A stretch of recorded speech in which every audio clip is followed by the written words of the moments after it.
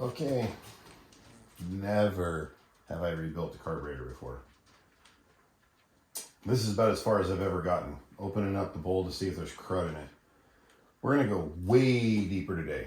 The farmer in. Liddell. The farmer in. Liddell. Hi ho, da dirty do, the farmer in. Liddell.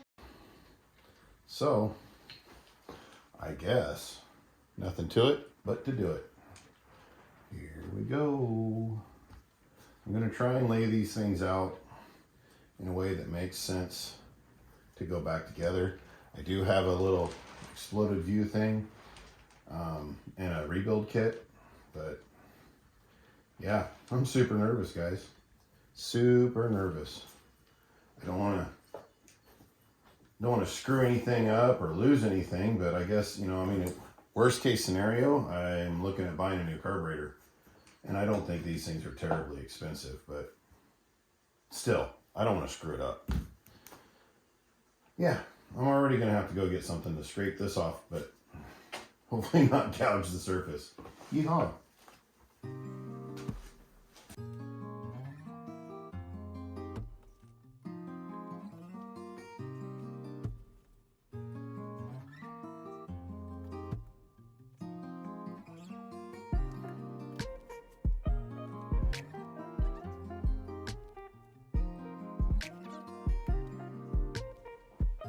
Taking notes as far as where what jet was and if the emulsion tubes were any different from each other and things like that seemed kind of key to me. So I did a little bit of a drawing there. As you can see, I'm writing stuff down because I wasn't sure if I was going to get this put together right away. Our schedule tends to vary quite a bit. But anyhow, it came apart pretty easy.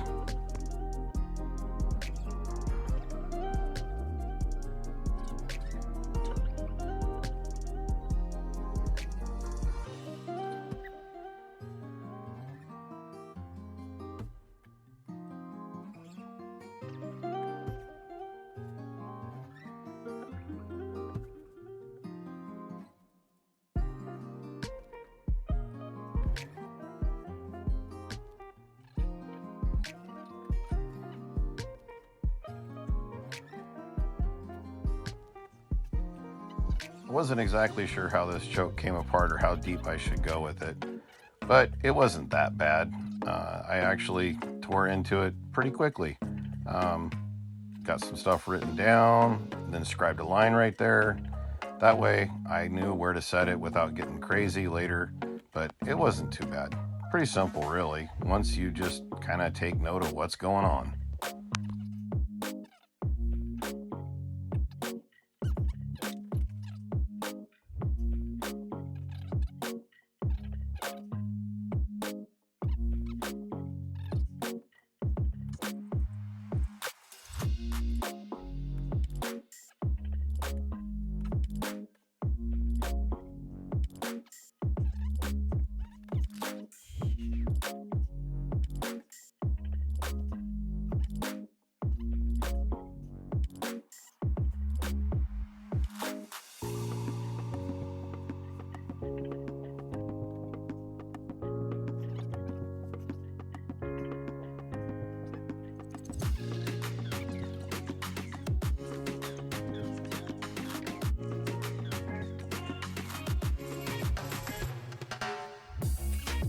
I was actually kind of surprised as I took the throttle plate and these shafts apart.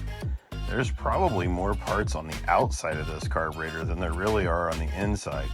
A few jets and stuff like that, but there's just so much when you start looking at all those little bits and pieces that make up the throttle linkage and the different parts that one thing moves the next and all that. But anyway, we'll get it all put back together here in a minute, I hope.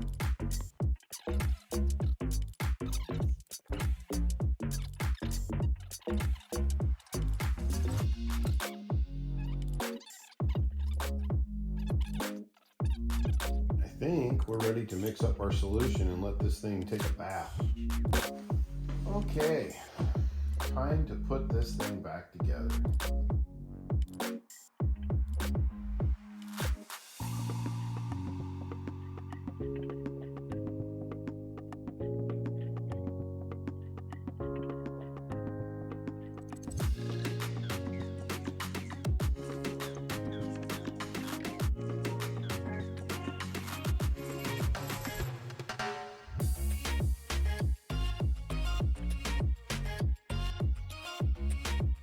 All right, new manifold gasket, and I guess we'll go put it on the truck now.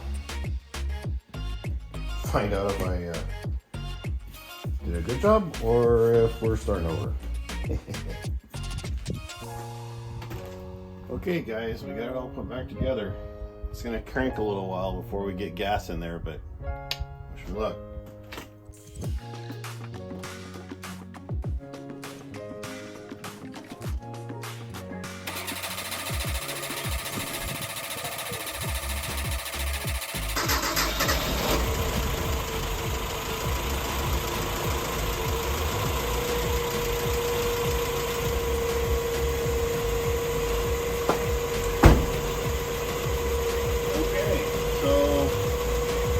Running. I did not hook up the electric choke yet. That'll start opening up soon. Let's see if we still have our flat spot.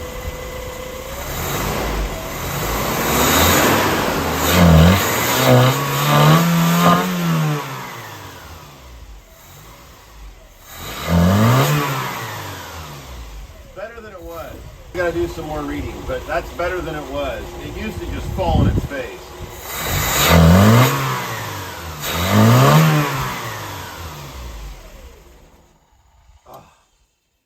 Well, anyway, like I said, all I did was crank the key. I haven't adjusted it at all.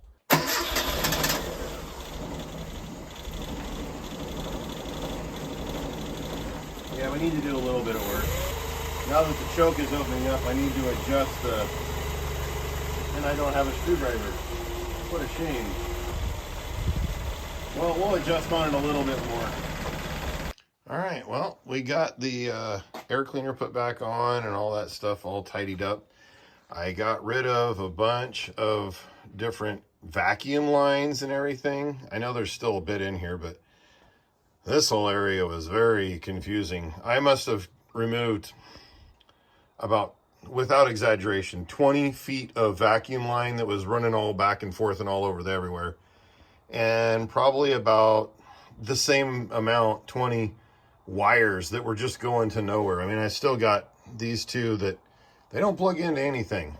I've looked all over in the book and online, and I don't know what they could have hooked up to.